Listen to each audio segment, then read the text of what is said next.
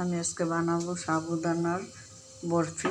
এখানে আমি আধা বাটি সাবুদানা ভিজিয়ে রেখেছিলাম, ভিজিয়ে এটাকে ম্যাচ করে নিয়েছি ভালো করে। তারপরে একটু ঘিয়ে এখন ভাজতে বসিয়ে দিয়েছি। এটা ভাজা হয়ে গেছে। এখন আমি চিনি দিয়ে দিলাম। চিনি দেওয়ার পরে এখন দিব 1 কাপ দুধ।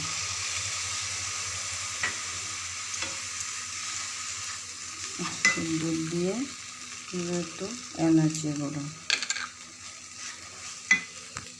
হালুয়া আমার রেডি হয়ে গেছে। এখন আমি গ্যাসটা অফ করে দেব, একটু ঠান্ডা হলে গানে।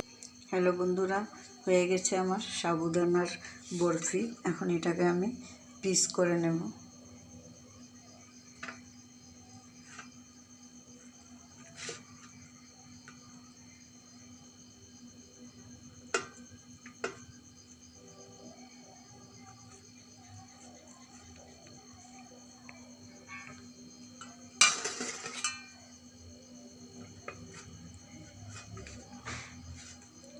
এটাকে একটু ফ্রিজে রাখতে হয় ঠান্ডা হওয়ার জন্য। আমি এখন গরম গরমে কেটে নিয়েছি।